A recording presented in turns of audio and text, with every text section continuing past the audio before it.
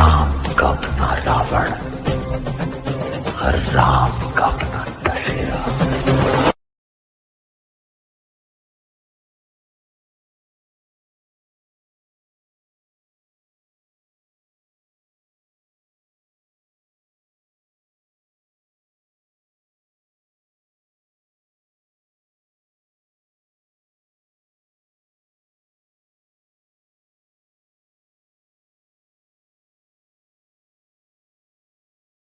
जब भी हिंदुओं को अपमानित करना होता है तो जो ईसाई हैं वो हमेशा गणेश का जन्म का कथा लेकर और गणेश का रूप रंग को लेकर वो लोग मजाक उड़ाएंगे। खासतौर से जब गणेश चतुर्थी या गणेश पूजा आता है, जो कि भारत में और महाराष्ट्र में एक बहुत बड़ा महोत्सव है, तो ईसाइयों के गाड़ जलने लगते हैं। उनका धर्मांतरण उस महीने में कम हो जाता है। इस वजह से वो गणेश को लेकर हमेशा टीका टिप्पणी, अभद्र बातें जरूर करेंगे। तो वैसे ही एक पास्टर है अहिरवार महेंद्र। ये आदमी हमेशा बामसेफ और इस्लामी वेबसाइट्स और नक्सली वेबसाइट से कॉपी पेस्ट करके हम हिंदुओं को मैसेजेस भेजता है। फेसबुक पर वो कमेंट्स देता है, वॉल पर पोस्ट्स करता है, डायरेक्ट मैसेज भेजता है और गणेश के बारे में उसने बहुत सारे अभद्र टिप्पणी किया है। खैर, उसने मुझे एक मौका दिया कि मैं इस विषय पर एक छोटा सा मोनोलॉग बनाऊं और इसके जैसे बाकी सारे ईसाइयों का मुंह हमेशा के लिए बंद कर दूं। तो अगर हम गणेश के उत्पत्ति के बारे में जानना चाहते हैं तो हमें 2 पुस्तक पढ़ना पड़ेगा। एक मेरे पास है शिव पुराण, ये पढ़ना पड़ेगा, और दूसरा आपको पढ़ना पड़ेगा कूर्म पुराण। मैं जो शिव महापुराण जो है मैं वो रिफर कर रहा हूं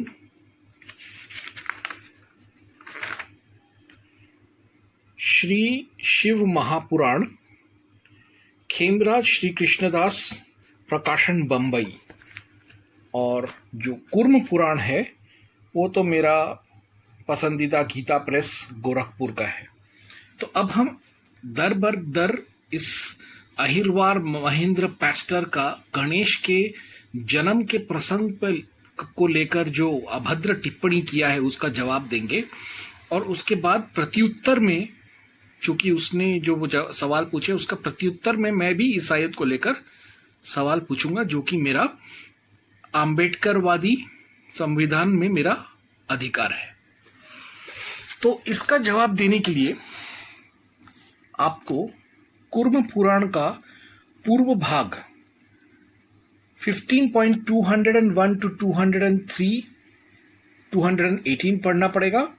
और उसके बाद पढ़ना पड़ेगा आपको शिव पुराण रुद्र संहिता कुमारखंड 13 to 20 चैप्टर्स। 8 चैप्टर्स आपको पढ़ने पड़ेंगे। बड़ा है, संक्षिप्त में मैं जवाब दे दूंगा आपको, बिल्कुल चिंता मत करिए। ईसाइयों का मुंह बंद करना हमारा धर्म है।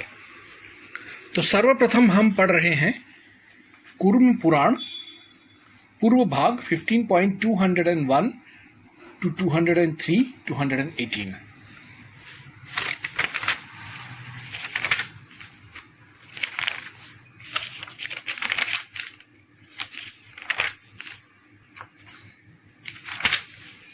ये है कूर्म पुराण 15वां अध्याय। और हम सीधा उड़ के जाएंगे यहां पर 201, 202 और 203 और पीछे की तरफ 218।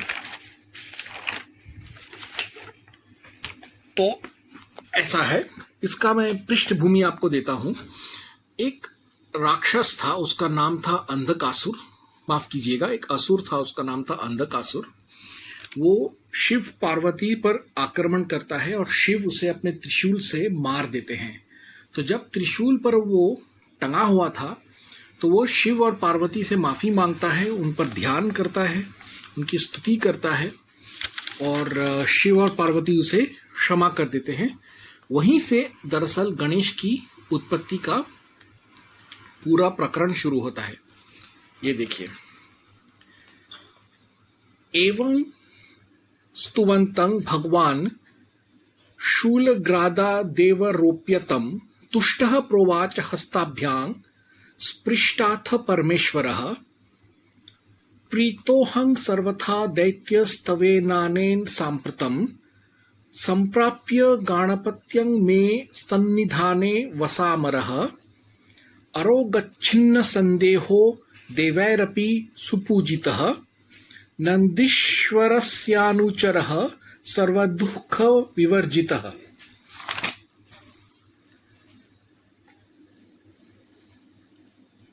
इत्थं भगवती गौरी भक्ति नम्रेण पार्वती संस्तुता दैत्यपतिनां पुत्र तवे जगृहे अंधकम। हिंदी अनुवाद ऐसा है, इस प्रकार स्तुति कर रहे उस अंधक को प्रसन्न होकर भगवान परमेश्वर ने त्रिशूल के अग्रभाग से उतारा और हाथों से स्पर्श करते हुए कहा, दैत्य, इस समय तुम्हारे द्वारा की गई स्तुति से मैं तुम पर अत्यंत प्रसन्न हूं। तुम गणपति पद प्राप्त कर अमर होकर मेरे समीप में निवास करो। तुम रोगों से रहित, संदेह शून्य, सभी दुखों से रहित और नंदीश्वर के अनुचर होकर देवताओं के द्वारा भली भांति प्रथम पूजित होगे। भक्ति से विनम्र हुए दैत्यपति के इस प्रकार स्तुति किए जाने पर भगवती गौरी पार्वती ने उस अंधक को पुत्र रूप में स्वीकार किया। यानी हम देख रहे हैं कि ये जो कूर्म पुराण में जो मेंशन किया हुआ है उसके आधार पर जो अंधक था वो मरते मरते उसको शिव और पार्वती ने वरदान दे दिया कि जा, हम तुझे माफ करते हैं, तेरे सारे पापों को क्षमा करते हैं क्योंकि तू अभी सुधर रहा है, और तुझे इसके बदले में नंदीश्वर के जैसे ही हम अपना पुत्र मान लेंगे।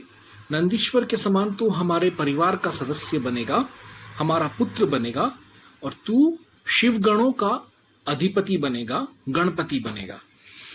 तो यानी हम देखते हैं कि अब जो गणेश का जो जन्म था ये तो तय था, यानी अंधकासुर जो है वही कालांतर में गणपति के नाम से प्रसिद्ध होगा अपने पुनर्जन्म में।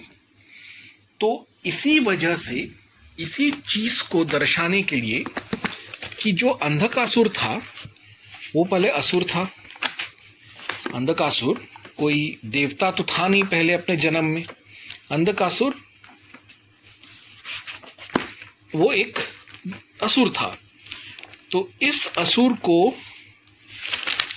नेगेटिविटी से निकालकर उसको पॉजिटिव बनाया पार्वती ने अपनी दिव्य शक्ति से।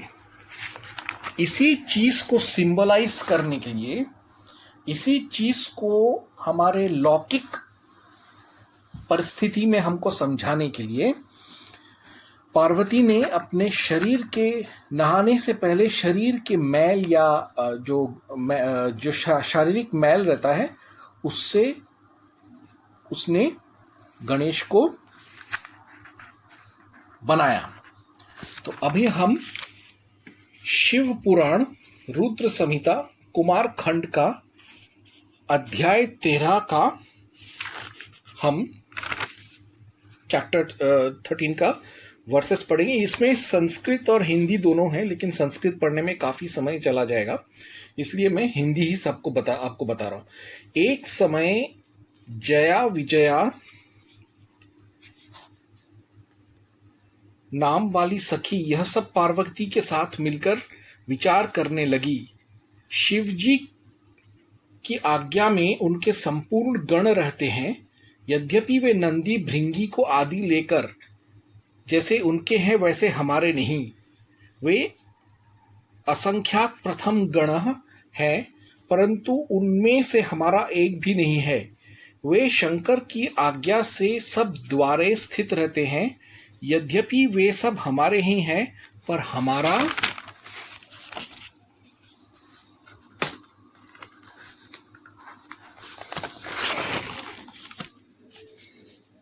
मन उनमें से नहीं मिलता है। हे भगवती, हे पाप रहिते, कोई एक हमारा भी होना चाहिए, सो आप उसकी रचना करें।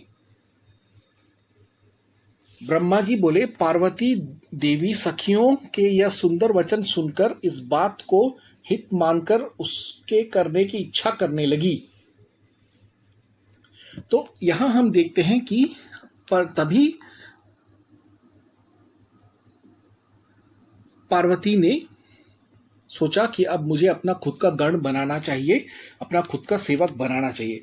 तब उस समय पार्वती ने अपनी सखी के वचन को हितकारी जाना और सुखदायक समझा।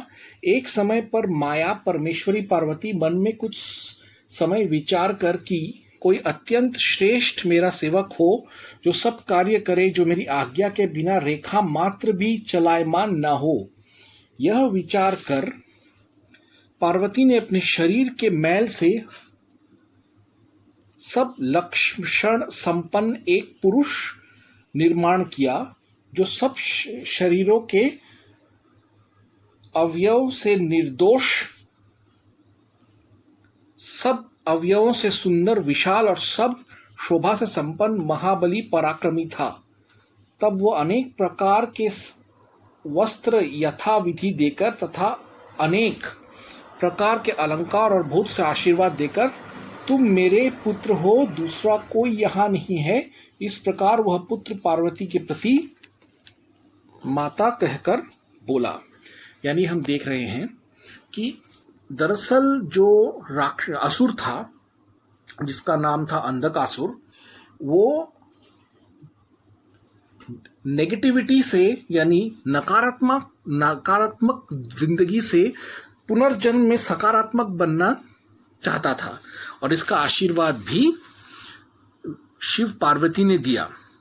इसी को सांकेतिक तौर पर पूरा करने के लिए पार्वती ने अपने नहाने से पहले शरीर के मैल से यानी नेगेटिविटी या नकारात्मकता से अपने सकारात्मक पुत्र देवता गणेश को जन्म दिया।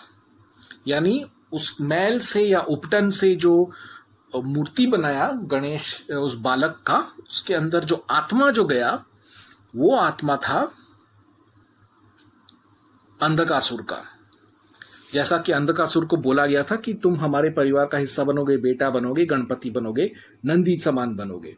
तो अब आपको मैंने बता दिया कि उपटन या शरीर के मैल से क्यों बनाया गया गणेश को।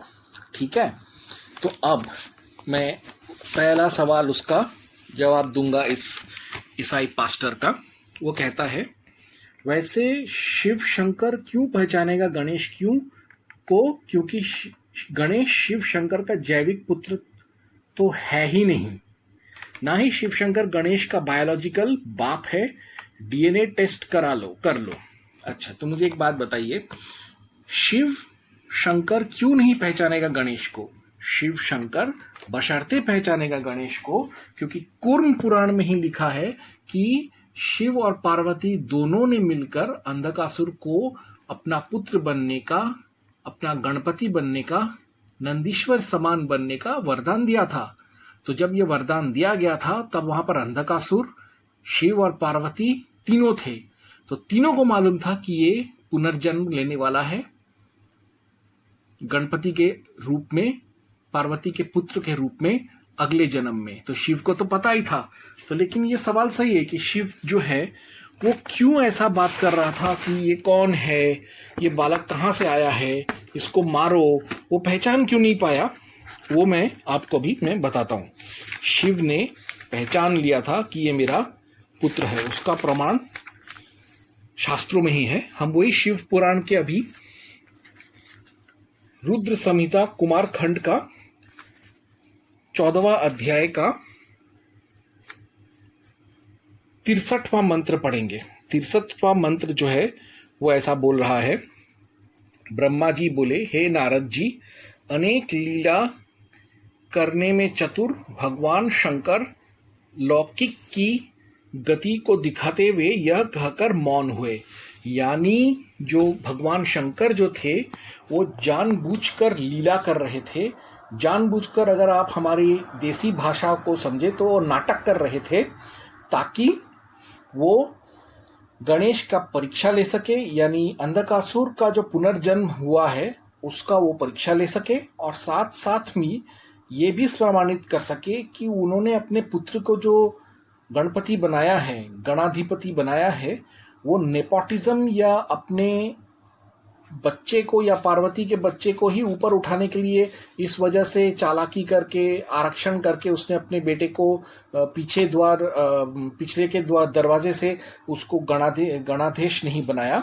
उस बेटे में काबिलियत था, उसने सारे देव, दानव, किन्नर, दस्यु, राक्षस, असुर, गंधर्व, ब्रह्म राक्षस, देवदूत, सारे असुरों को, सारे दैत्यों को, दानवों को, गणों को और सारे साधु ऋषियों को हराकर उसने अपना काबिलियत साबित किया था। इसीलिए वो यहाँ पर जैसे कहा गया है कि वो इस तरीके का एक खेल खेल रहे थे। यहाँ पर संस्कृत में कहा गया है, मैं आपको बताता हूँ।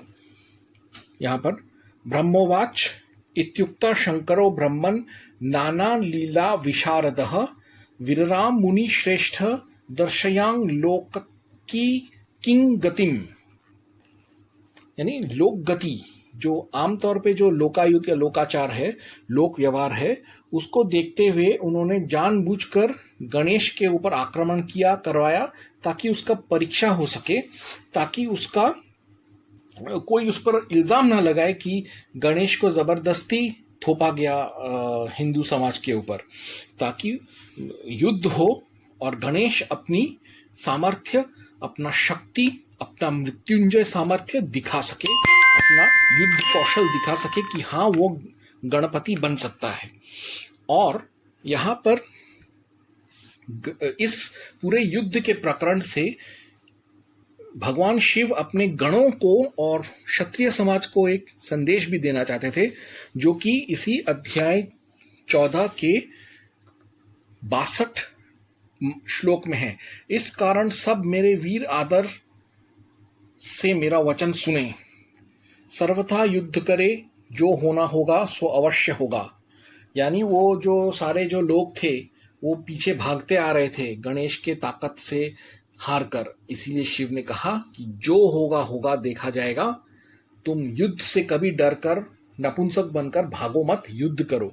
और जो देवी पार्वती थी वो भी जानबूझकर इस चीज को आगे बढ़ने को दिया। उसका कारण क्या था, उसी अध्याय में हमको 46 श्लोक में मिलता है। कृत अकृत जो कुछ भी हो, तुमको अपना कर्तव्य पालन करना चाहिए, जीतने पर भी कोई बैर की बात तो है ही नहीं। यानी वो ये कह रहे हैं कि हार जीत की चिंता मत करो, तुमको अपना कर्तव्य पालन करना है, कर्तव्य परायण रहो, अपनी माता श्रद्धा को बनाए रखो और लड़ते रहो। यानी शिव और पार्वती दोनों इस लीला में बराबर के वो जिम्मेदार थे, बराबर के हिस्सेदार थे, और वो दोनों अपने अपने पक्षों को निरंतर युद्ध करने का जो उनका कटिबद्धता है उसका वो पाठ पढ़ाना चाहते थे। इसीलिए शिव ने ऐसा भान किया, ऐसा नाटक किया कि वो पहचानते नहीं थे गणपति को, और देवी पार्वती ने भी अपने पुत्र को कहा कि तू अपनी जगह से हिल मत, शस्त्र नीचे मत कर।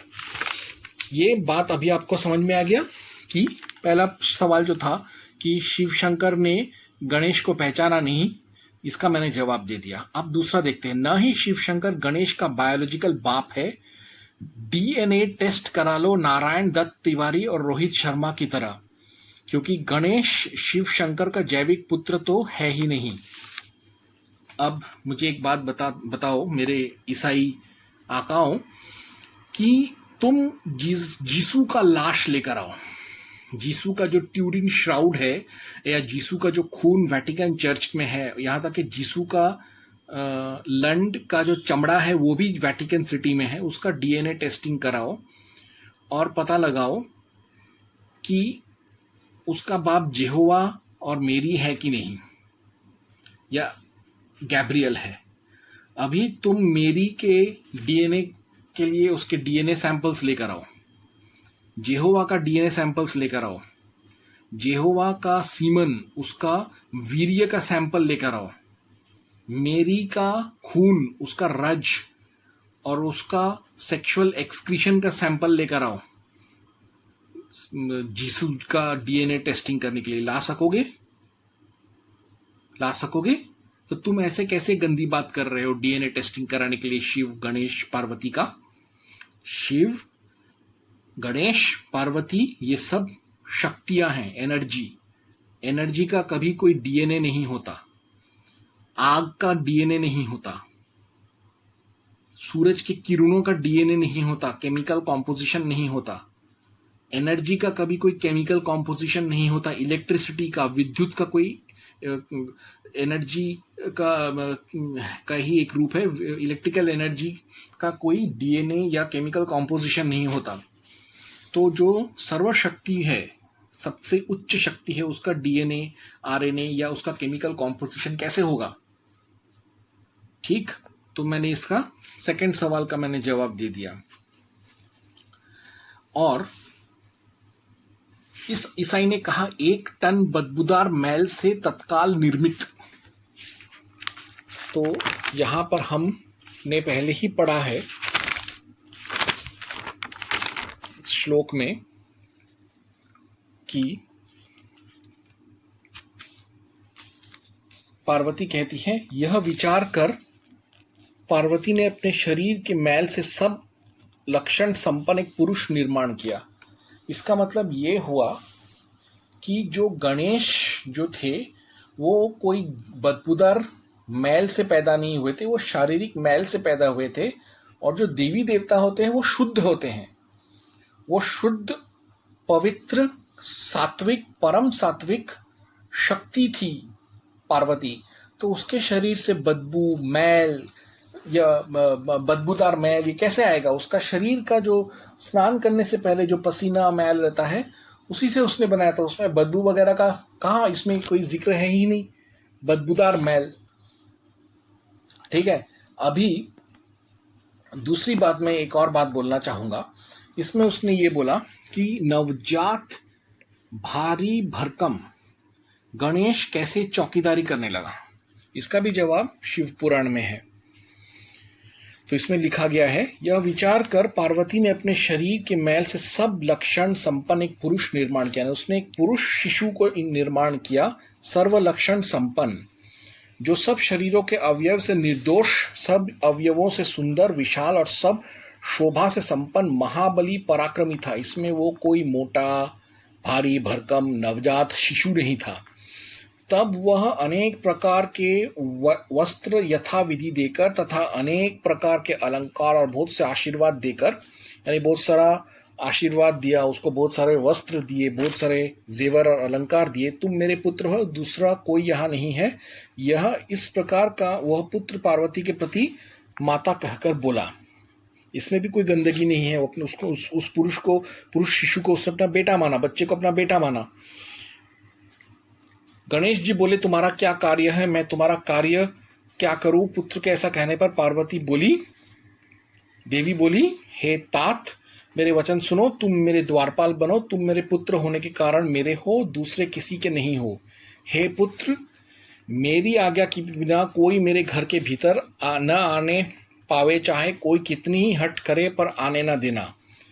ब्रह्मा जी बोले, हे मुने, पार्वती ने ऐसा कहकर एक दृढ़ लकड़ी गणेश जी को दी और गणेश जी का सुंदर रूप देखकर वो बड़ी प्रसन्न हुई। तो यहाँ वो एक सुंदर बच्चा था, कोई कुरूप, मोटा, भारी भरकम, भद्दा बच्चा नहीं था, इसलिए वो फिजिकली फिट था लड़ने के लिए। और हम देखते भी हैं यहाँ पे तो पूरा 7 चैप्टर्स हैं उसके, जिसमें वो तरह तरह के अस्त्र शस्त्र से युद्ध करके शिव, नंदी, गणेश, भृंगी, गरुड़ सबको हरा देता है। तो ये तो बहुत लंबा हो जाएगा, इसलिए मैं पूरा डिटेल्स में नहीं जा रहा हूँ।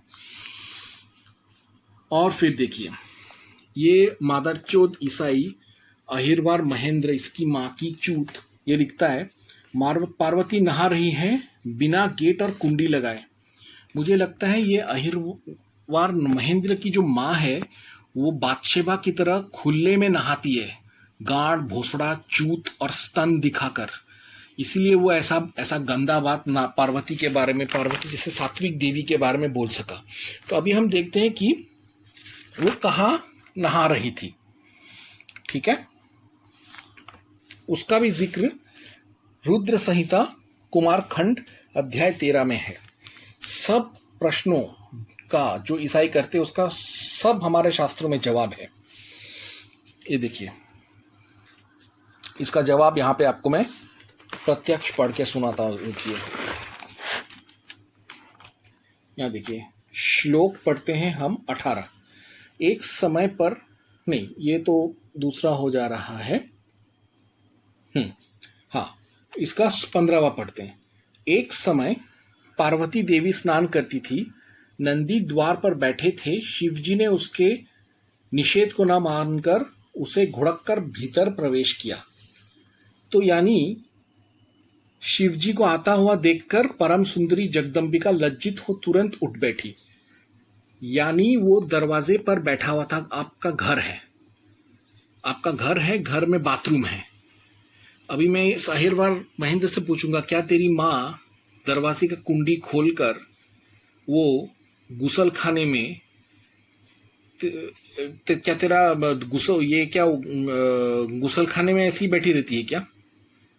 इसमें तो लिखा है कि पार्वती का अपना घर था, अपना महल था या घर था, उसके द्वार के बाहर नंदी बैठा हुआ था और वो अंदर नहा रही थी। नहाने का कमरा तो अलग ही होता है ना। क्या ईसाइयों के घर में नहाने का, हगने का, खाना बनाने का, सोने का, बैठने का, अतिथियों को लेकर अंदर लाने का कमरा एक ही होता है? वन रूम होता है क्या तुम्हारा? ये तुम ईसाइयों का होता होगा। हमारे यहाँ पे हिंदू देवी देवताओं के ऐसे नहीं थे और संपन्न देवी देवताओं का तो होने का सवाल ही पैदा नहीं होता। और शिव कुटुंबी थे तो उनका एक घर या महल था, उसके द्वार पर नंदी भृंगी को बिठा कर गए और वो अंदर गुसल खाने में या बाथरूम में नहा रही है, तो वो शिव बेधड़ाक से वो अंदर घुस गया। तो इसमें कौन सा गलत कर दिया पार्वती ने? बिना गेट के कुंडी लगाए तेरी मां नहाती होगी भूसड़ चोदी के। और देखिए, स्पष्ट है मैल से तैयार गणेश बायोलॉजिकल बेटा नहीं था। ये जो ईसाई होते हैं, ये मेरा प्रोफेशनल और पर्सनल लाइफ में मैंने देखा, उनका इंटेलिजेंस लेवल बहुत कम होता है। शरीर के मैल में डीएनए आरएनए तो सबसे ज्यादा होगा। तेरे पसीने में, तेरे चमड़े में जो मिट्टी का मैल लगा हुआ है, उसमें नाखून वगैरह में, तेरे शरीर पर कुछ भी है चमड़े के ऊपर, उस पर तेरा मैल हो या कुछ भी हो, उस पर तो तेरा डीएनए आरएनए रहेगा ही रहेगा। तो जो मैल से तैयार किया हुआ गणेश जो है वो तो बायोलॉजिकल बेटा ही हुआ, क्योंकि उसमें तो शक्ति का जो अपना जो उसका एलिमेंट है या उसका जो एसेंस है, उसी से तो उसने पैदा किया उसको। भले उसमें शिव का वीर्य ना हुआ हो, लेकिन पार्वती शिव के जैसे ही एक देवी थी, शिव की ही 50% शक्ति थी वो। तो इसलिए जितना पावर शिव के पास था उतना पावर पार्वती के पास भी था। अगर पार्वती महादेव है तो शिव महादेव है तो पार्वती भी महादेवी है। तो उसने अपने कुवत पर अकेला, बिना किसी शिव के वीर्य के, उसने अपने दम पर पैदा कर दिया, क्योंकि वो जगत धात्री है। अभी और देखिए, मानवीय शरीर पर हाथी का सर जोड़ना कोई मामूली बात नहीं। लॉजिक मत दो, तुम फंस चुके हो, फिर वही सर क्यों नहीं चिपका दिया? अभी इसका जवाब मैं आपको यहां देता हूं।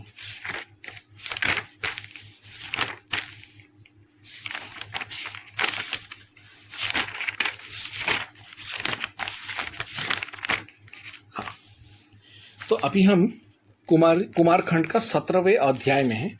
वहां का 47 श्लोक देखिए। अच्छा उत्तर दिशा को चले जाओ, इसमें जो पहले मिले उसका शिर लाकर इस गणेश्वर के शरीर में जोड़ देना चाहिए।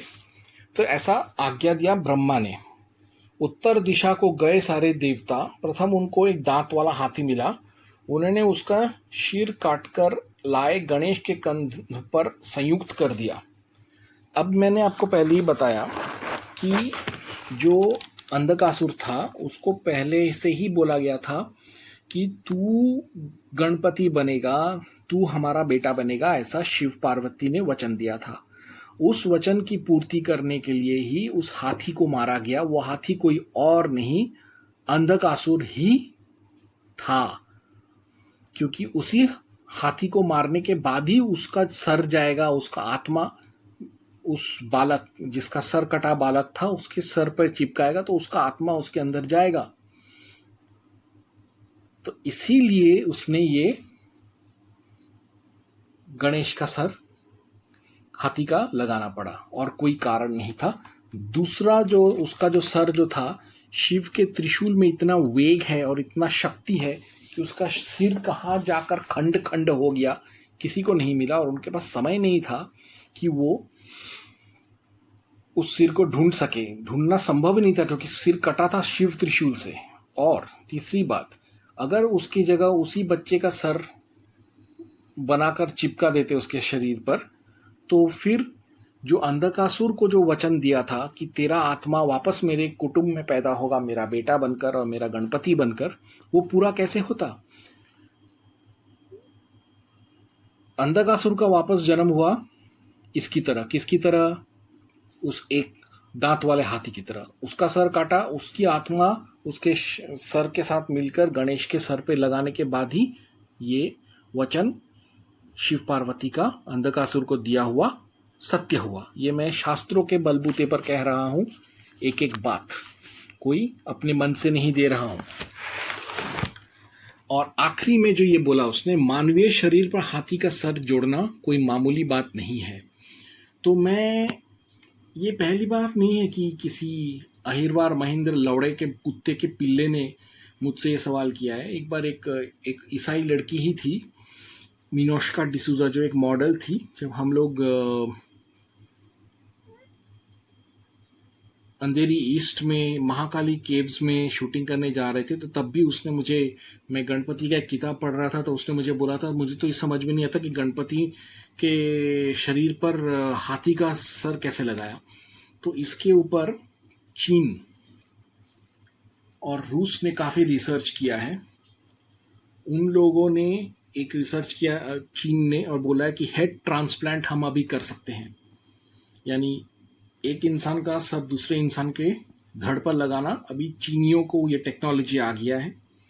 और 1940 में ही रूस ने 2 रिसर्च किए थे, जिसमें 2 कुत्तों का, एक ही कुत्ते के शरीर के ऊपर एक और कुत्ते का सर लगा दिया था, और ये अजीबोगरीब प्राणी 40 दिन तक जिंदा रहा था। और एक और वीडियो मैं आपको दिखाऊंगा जिसमें रूसियों ने एक कुत्ते का सर काट कर उसका सर को अलग कर दिया था, और कई दिनों तक उसके सर को जिंदा रखा था, और उसका धड़ को भी जिंदा रखा था। वैसे ही रूसियों ने एक चिंपांजी का सर काटकर दूसरे जानवर के शरीर पर लगाया था। और एक और एक्सपेरिमेंट किया था जहां 2 चिंपांजियों का सर काटकर अदल बदल कर दिया था। इन सब का वीडियोस यूट्यूब पर है, और मैं इस प्रेजेंटेशन के बाद उनको पीछे संलग्न करने वाला हूं। तो अब मेरा एक सवाल है इस अहिरवार महेंद्र से कि बाइबल में तो लिखा है कि यीशु का जो बाप है यहोवा, वो अग्नि है, आग है, आतिश है। तो जब उसका पूरा शरीर अग्नि है, आग है, आतिश है, तो यहोवा का लंड भी अग्नि होगा, आतिश होगा, आग होगा। तो जब उसने अपना लंड डाला मेरी के अंदर, तो मेरी का चूत और उसका गर्भ जल नहीं गया? और भी अगर वो आतिश है उसका लंड, आग है उसका लंड, अग्नि है उसका लंड, तो उसका वीर्य तो तेजाब होगा, लावा होगा। तो मेरी मरी क्यों नहीं? जब यहोवा ने अपने अग्निनुमा लंड को उसके चूत में डाला और अपने अग्निनुमा लंड से लावा को छिड़का उसके गर्भ के अंदर, चूत के अंदर, तो मेरी जल नहीं गई, झुलस नहीं गई, वो मरी क्यों नहीं, जिंदा कैसे बच गई? इसका जवाब मुझे चाहिए और मुझे तू साबित करके बता, कहीं से भी तू मुझे यहोवा का वीर्य और उसका खून, मेरी का खून, रज और उसका पानी का डीएनए आरएनए सैंपल दिखाकर साबित कर कि यीशु मेरी और यहोवा का बेटा है। तो ऐसे जवाब देना चाहिए इन ईसाइयों को अपने शास्त्रों के आधार पर, और उनका मुंह बंद करके धर्म की जय कराकर अपने धर्म पर ही रहिए। जय हनुमान, जय हनुमान, जय हनुमान।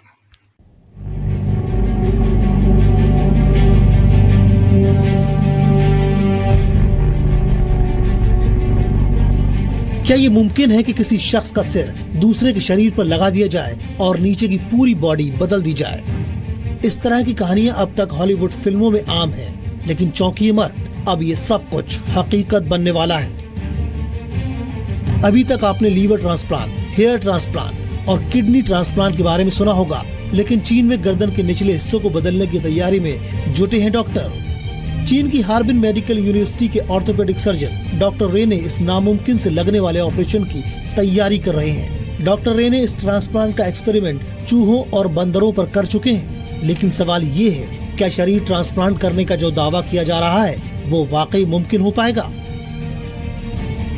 头移植，我认为在不远的将来，很可能就在临床上实现了。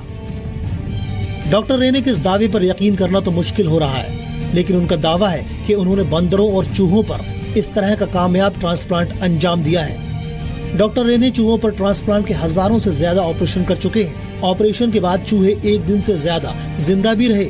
इस ट्रांसप्लांट में स्टील रॉड से सिर को स्थिर किया गया था। वहीं साल की शुरुआत में बंदरों पर बॉडी ट्रांसप्लांट का एक ऑपरेशन किया गया था। बंदर सिर्फ 20 घंटे जिंदा रह सका। इस ऑपरेशन में स्पाइनल कॉर्ड जोड़ी नहीं जा सकी थी। अब आपको बताते हैं कि फुल बॉडी ट्रांसप्लांट का पहला ऑपरेशन कैसे अंजाम दिया जाएगा। बॉडी ट्रांसप्लांट में मृत डोनर के शरीर पर जीवित व्यक्ति का सिर लगाया जाएगा। सबसे पहले डोनर के शरीर से उसके सिर को अलग कर लिया जाएगा। इस ऑपरेशन में नसों और रीढ़ की हड्डी को बेहद करीने से अलग किया जाएगा। इसके बाद डोनर के शरीर पर सिर को ट्रांसप्लांट करने का ऑपरेशन होगा। शरीर और सिर की नसों को सबसे पहले जोड़ा जाएगा। गर्दन को सीधा रखने के लिए मेटल की रॉड शरीर में जाएगी। स्पाइनल कॉर्ड नर्व को एक ग्लू से भिगोया जाएगा ताकि उसमें ग्रोथ हो सके। आखिर में दोनों की त्वचा को सिल दिया जाएगा।